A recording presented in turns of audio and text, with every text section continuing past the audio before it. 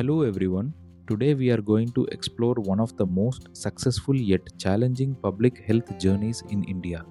The story of iodine and the National Iodine Deficiency Disorders Control Program, known as NIDDCP.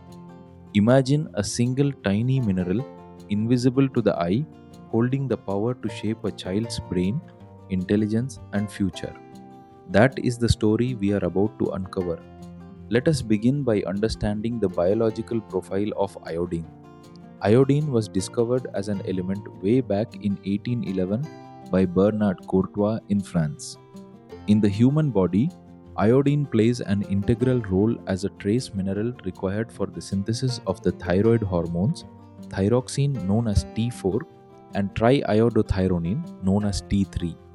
These hormones are essential for optimal physical growth and early brain development. Normal blood levels of iodine range from 8 to 12 micrograms per deciliter, and the human body contains only about 50 milligrams of iodine in total. Yet its impact is enormous. The recommended dietary allowance varies with life stage. Infants require about 50 micrograms daily, children need 100 micrograms, adults require 150 micrograms, and pregnant women need as much as 200 micrograms per day. Interestingly, there are also biological inhibitors of iodine called goitrogens. These are found in vegetables of the brassica group such as cabbage, cauliflower, and radish. They contain thiocyanides and cyanoglycosides that make iodine unavailable to the body. But here is a crucial caveat. These goitrogens are inactivated simply by heating the food. Now let us look at the strategy India adopted to fight iodine deficiency, which is salt iodization. Salt was chosen as the vehicle because it is universally consumed throughout the year. Its production is centralized, and adding iodine to it does not affect its taste, color, or odor. The fortificants used are potassium iodate, which is preferred in hot and humid climates, and potassium iodide. However, there is a sublimation challenge. Iodine tends to evaporate over time during transport and storage. To address this, the Prevention of Food Adulteration Act mandates 30 parts per million of iodine at the production source, ensuring that at least 15 parts per million remains available at the consumer level. When we look at the retail cost breakdown of iodized salt, the actual cost of iodization is just 2% of the total price, while rail freight takes 20%, retailers' margin takes 22%, and other components like packaging and distribution make up the rest. Remarkably, the total cost of this intervention is less than 0.2 rupees per person per year, making it one of the most cost-effective development interventions in the entire world.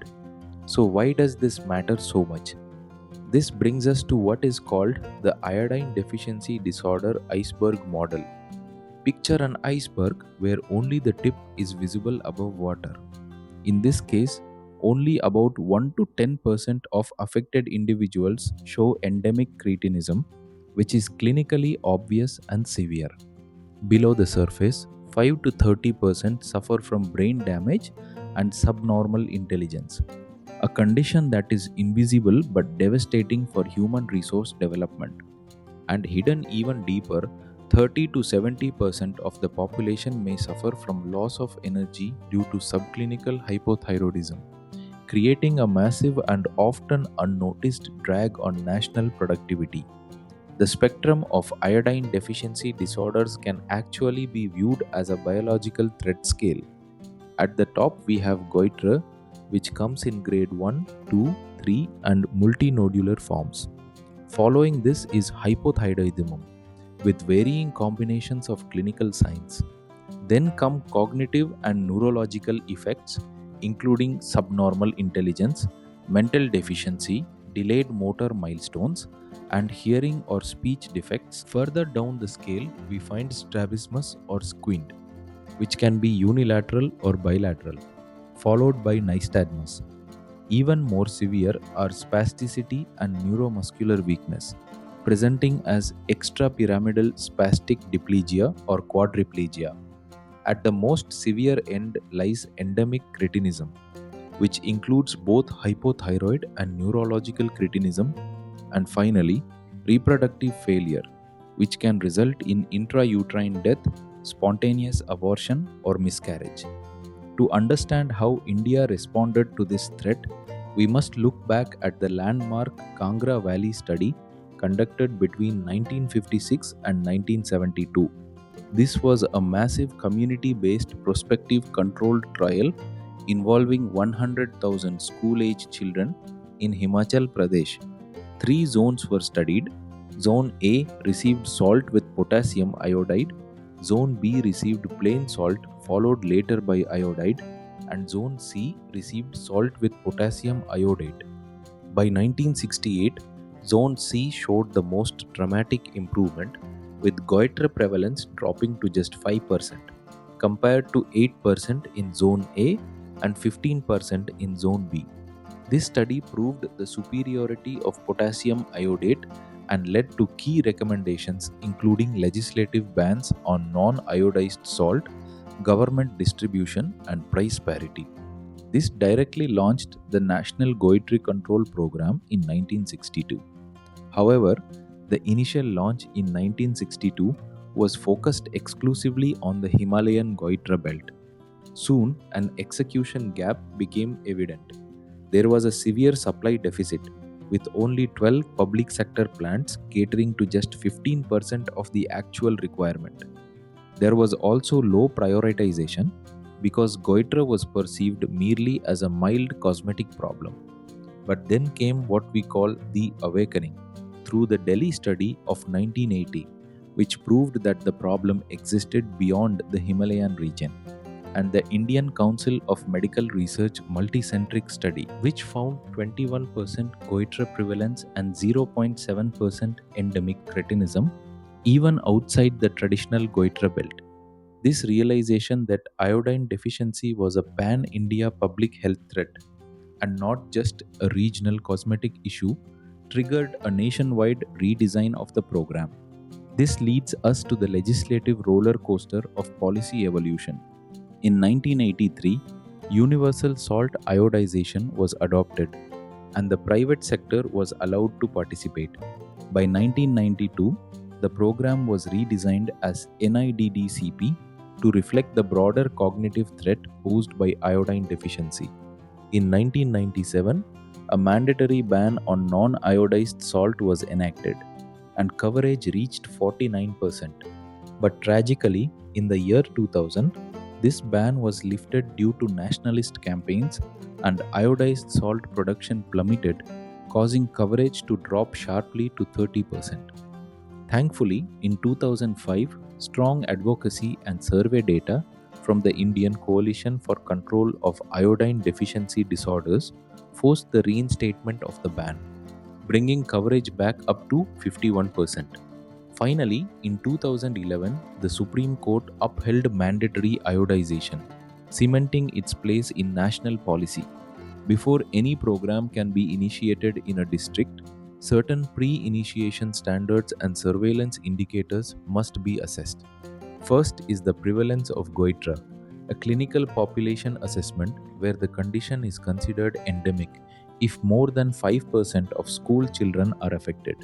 Second is the prevalence of cretinism, which serves as a visual indicator of severe long-term environmental deficiency. Third is urinary iodine excretion, the primary surveillance metric, where elimination of the disorder is indicated when the population median exceeds 100 micrograms per liter. Fourth is the measurement of serum T4 and TSH levels, which allows biochemical monitoring of the pituitary thyrotropic hormones. And the fifth and most sensitive indicator of all is neonatal hypothyroidism, best monitored through newborn cord blood screening. Now let us understand the objectives and strategic implementation of NIDDCP. The program has 5 core objectives. First, to conduct district surveys to assess the magnitude of iodine deficiency disorders. Second, to supply iodated salt in place of common salt. Third, to conduct resurveys every 5 years. Fourth, to carry out laboratory monitoring of iodated salt and urinary iodine excretion. And fifth, to conduct health education and publicity campaigns. To achieve these objectives, the program is built upon 7 strategic pillars. The first is manufacturing surveillance, which involves testing at the source. The second is consumption surveillance, involving testing at the retail and household level. The third is biomarker tracking through routine urinary iodine excretion testing.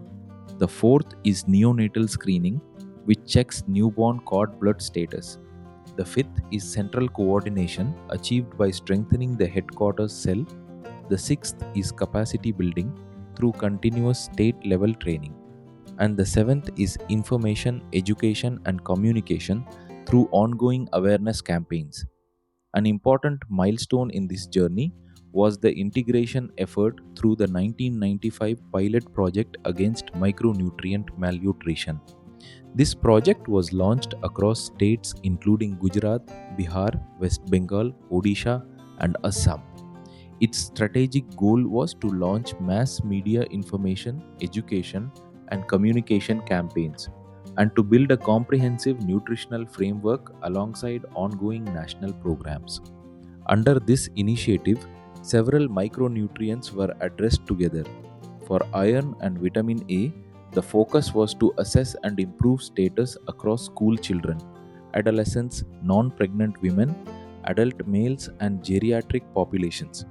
For fluorine, the goal was to assess the magnitude of fluorosis and dental caries. For zinc, ambient levels were studied across various food products and local soils, and mass media campaigns were launched to improve overall dietary habits.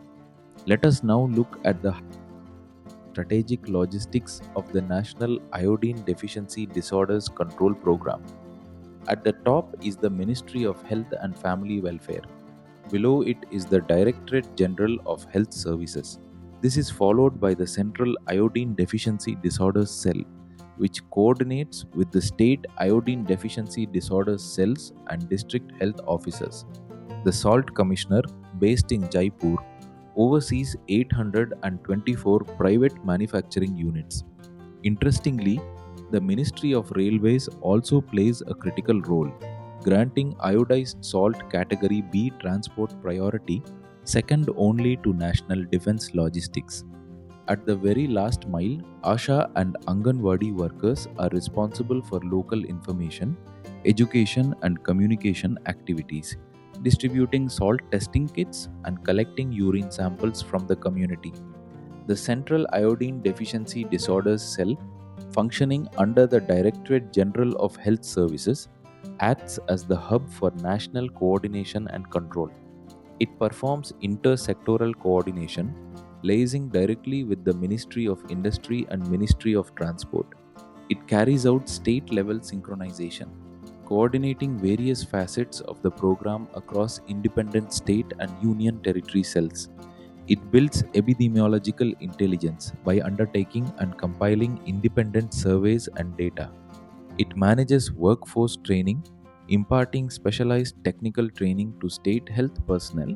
It ensures apex quality control through dual monitoring of production and consumer levels via state health directorates and the Salt Commissioner. And finally, it manages resources, directing information and education strategies and apex level financial allocations. So, what has all this effort achieved? Let us look at the program's achievements and milestones. According to National Family Health Survey 5 data from 2020 to 2021, 94.3% of Indian households are now using adequately iodized salt. On the production side, an annual production capacity of 222 lakh metric tons has been achieved, following liberalization across 777 active private units, meeting the total national requirement. In terms of quality compliance, recent state samples show that 93.3% test adequately iodized at more than 15 parts per million volumetric, and 92.4% pass rapid salt testing kits at the consumer level.